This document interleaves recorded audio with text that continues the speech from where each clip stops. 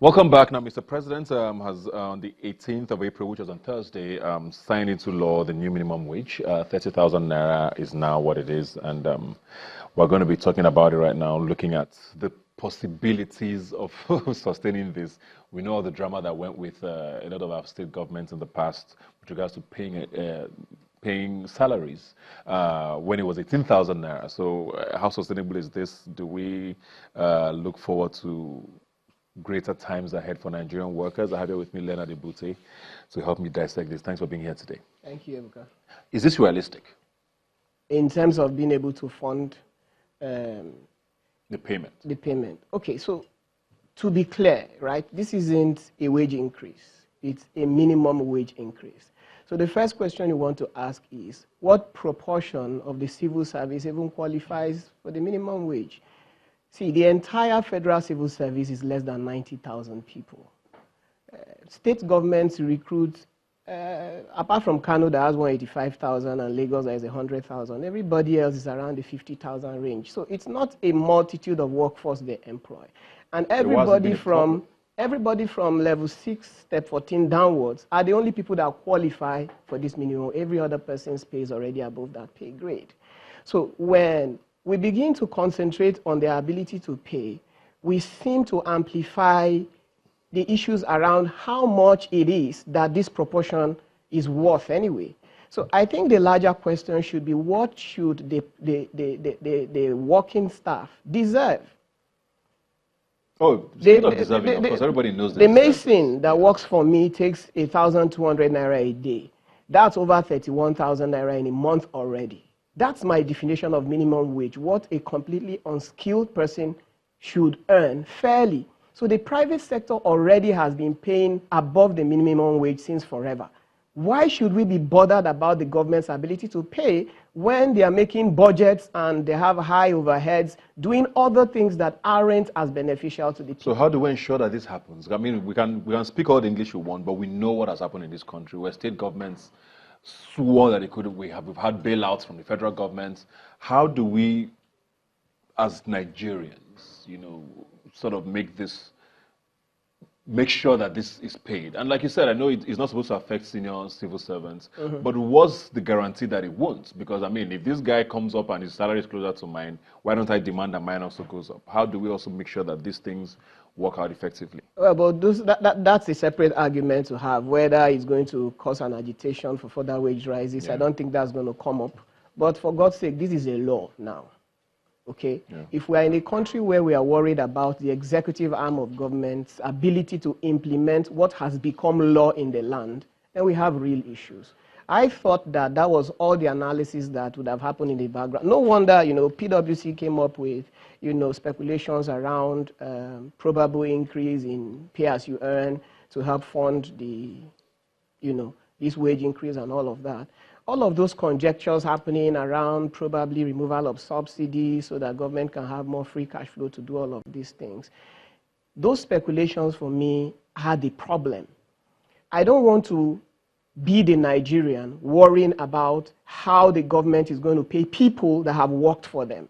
Nobody worries for me when I have to pay my own staff. Okay? So if you don't need that staff, you let them go.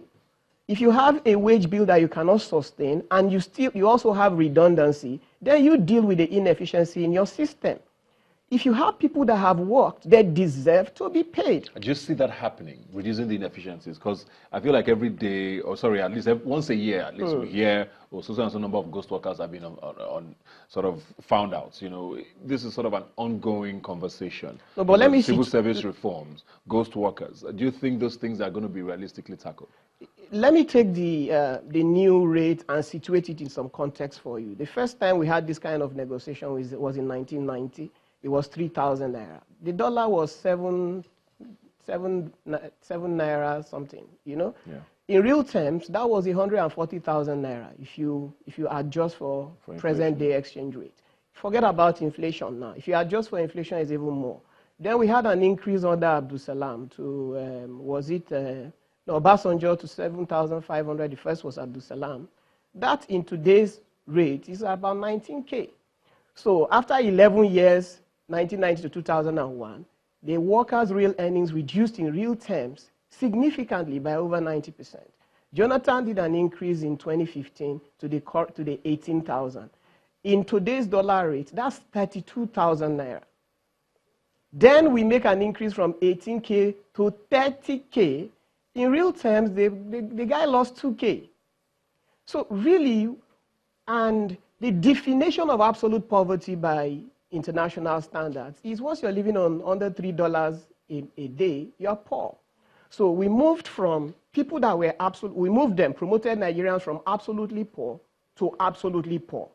And we want to worry about how we are going to keep them absolutely poor. That for me is unconscionable from any government. So I don't think, I think the government needs to do everything, not just to be able to afford this pay, but to be able to adjust the minimum wage to a point where it is consistent with our current realities. See, in other countries where things work, minimum wage is a way to regulate the private sector from shortchanging their people. Workers, yeah. In Nigeria, it's the reverse. It is the government that is regulating itself. That tells you that there is a government that does not work for the people here.